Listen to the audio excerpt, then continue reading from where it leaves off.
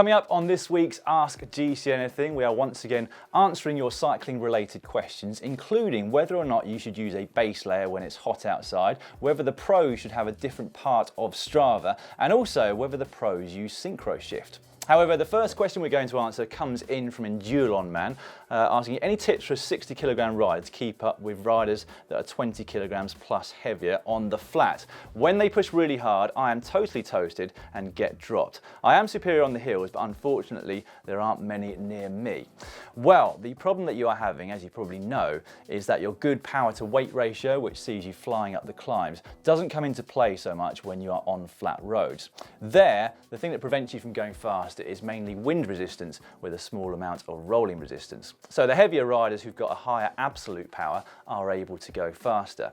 So the obvious thing then is to try to increase your absolute power, which would also see you climbing faster as well. However, that is very much easier said than done. So instead, you should probably spend more time looking at your technique, because the force distribution through your pedal stroke on flat roads is quite different to what you will see on the climb. So it is worth spending a lot of time on flat roads practicing that. Now it sounds like you've got plenty near you, so that shouldn't be a problem. The second thing to do is make sure that you are very comfortable in riding quite close to the rider in front of you in order to save as much energy as possible. And also bear in mind where the wind is coming from. So if it's coming from the right hand side, for example, sit close to the rider but also to the left of the rider in front of you to maximise the benefits of slipstreaming. Now this next video from Sawyer and Matt goes into some details about how to get faster on flat roads. So if you want some more tips, take a look at this.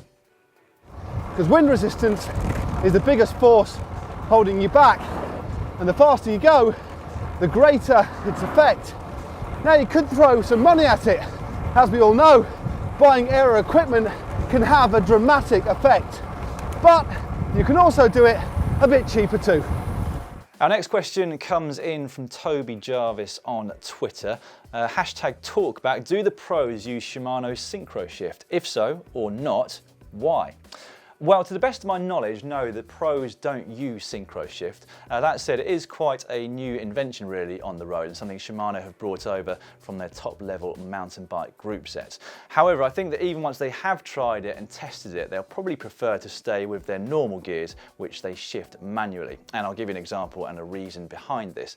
So if you're in a race like Amstel Gold, which is littered full of short, steep climbs, the pros will often try to leave it in the big ring and in fact cross-chain. So big ring on the front and quite a big cog on the cassette at the back.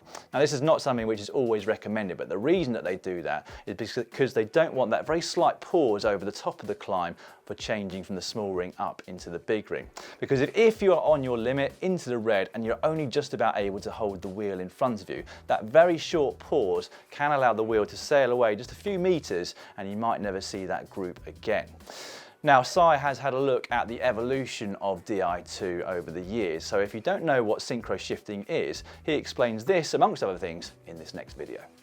Then there's also a semi-automatic shifting function called a synchro shift. So when you switch it on, it effectively means that you don't have to think about your front derailleur. Your Di2 controls it for you, shifting from your little ring to your big ring and back again as it seems fit. Right, it is time for the rapid fire round and we'll begin that with Guido Willem de Vries. How important is the top screw between your cleat and your shoe? I lost mine about a week ago and I can't feel any difference. Is it dangerous and should I bother getting a new set of cleats for just one screw? Well, yes, I would suggest that that screw is reasonably important, even if you can get away with one missing, as you have found out, for a few days. But you might well get to the point where your shoe ends up getting stuck in the pedal, which could be very dangerous indeed. What you could try is heading to your local bike shop to see if they've got any spares lying about in terms of the screw that you need for your cleats. But what I also suggest is that the next time you renew your cleats, you throw away the plastic parts of the old ones, but you keep the bolts, etc. as spares in case this happens again. The next one from Okanuko says, hashtag AskGCN, do I really need a base layer on the summer in Colorado? Which are the best for the dry mountain climate where I live? Well, in answer to the first part of your question, no, you definitely don't have to use a base layer when it's hot. And in fact, I don't personally use one when it's over about 25 degrees. So that's one ride a year here in the UK. It does tend, I think, in my mind, to keep an extra bit of heat in because it's an extra layer. And in terms of whether the pros use base layers all the time or not, I think this tweet coming up on the screen now should answer your questions. This is from the American Chad Hager, who said at the Dauphiné he did the whole Giro without using a base layer or arm warmers, and today in France he needed both. Where's summer gone? So no, he didn't use a base layer for any of the 23 stages or 23 days of the Giro d'Italia. James Moore has written on Twitter, a hole in the sidewall of a tyre, can it be saved or should I bin it? The thought of binning a €65 tyre has my wallet crying in the corner. Well, I'm very sorry to tell you, James, that in this instance you should probably upset your wallet and invest in a new tyre. There are a number of solutions to get you home if you find a hole in the sidewall, maybe an old wrapper from a gel or an energy bar, or maybe a banknote, or even a patch or an inner tube if you've got one with you. However, it really is just a get home solution, and I wouldn't suggest riding on a tyre with a hole in the sidewall any further than that. Eddie Chia says, #talkback, how much is the average pro rider's salary? I have absolutely no idea, but I will take a guess. The very top end will be sort of 3 to 4 million euros, and we're talking about the likes of Peter Sagan, etc. The very basic rate as a neo-pro, which is first year professional for World Tour riders, is in the region of 46 to 47,000 euros these days. So I would hazard a guess that the average is probably 150 to 200,000 euros for a current World Tour pro. Finally, Dan Sawyer wrote in and said, Tom Dumoulin wore Sunweb kit on road stages of the Giro, but Dutch national champions kit for the time trials. Is this because he's national TT champ but not road champ? Even within a Grand Tour, do TT champs wear national kit for those stages? And if so, what happens in the team time trials?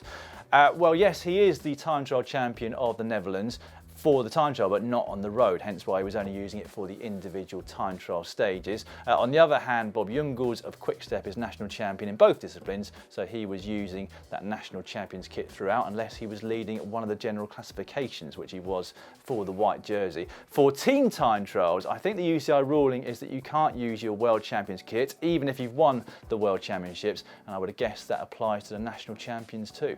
The next question comes in on Twitter from Peter Hull. Is it okay to wear lycra when cycle touring Northern Italy and the Dolomites on an electric bike? Well, yes, Peter, that is absolutely fine. There's nothing wrong with wearing lycra on an e-bike, and there are always going to be people who get upset about something in cycling. That might be the fact that you're on an e-bike in the first place. Other people get upset about the way things look, maybe using a pro team kit when you're out riding, or black socks with white shoes, or maybe even top tube bags, etc. And this is something we've joked about on many videos in the past here on GCN. But our basic ethos is that riding a bike is good. Doesn't matter what the bike looks like, it doesn't matter what you look like. It's about getting out there, having fun, exploring the roads that are near to you or far away, being sociable, and most importantly, being healthy.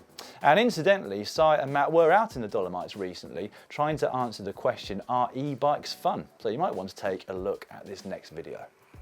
Now, this bike doesn't pretend, by any stretch of the imagination, to be a top-end road bike. But could it be? Well, we could just about find out. All right, go on then, mate. Easy. I can't get rid of him. He's like the Terminator. The last question this week comes in on Facebook from Steph Tan CF. I have used 172.5mm and 175mm cranks interchangeably. My saddle height is fixed with my bike fit, so do I need to adjust the saddle height accordingly? Well, my initial reaction to this would be yes, you should adjust your saddle height accordingly. I would imagine that when you had your bike fit done, your saddle height was worked out when you had your foot at the bottom of the pedal stroke. And when you go from 172.5mm cranks up to 175, your foot is going to be 2.5mm lower at the bottom of the pedal stroke. So my assumption would be that you need to put your saddle down by 2.5mm as well, even though your foot at the top of the pedal stroke is of course going to be 2.5mm higher. If I've got that completely wrong, feel free to let me know in the comments section down below. You may well find some advice from some of our more experienced viewers. My other question would be though, why are you interchanging crank length so often? And maybe you should decide on what one is best for you. And to help you with that decision, here is Cy talking about how to choose your crank length. You see, cranks are a fundamentally important contact point on the bike. When we set our saddle heights, it's generally based around a maximum leg extension, meaning that all of us could roughly get the right saddle height no matter what the crank length. Right, well that is the end of this week's Ask GCN Anything. Don't forget that if you've got any questions you would like to ask us, you can leave them in the comments section down below, or you can use Twitter or Facebook with the hashtag #TalkBack. If you're yet to subscribe to the channel, you can do so by clicking on the globe, which you will see appearing on your screen right now. And here are a couple more videos which you might have missed this week. First up there, Sawyer talks you through how to true a disc brake rotor. And then down here, we show you how to train for a multi-stage event.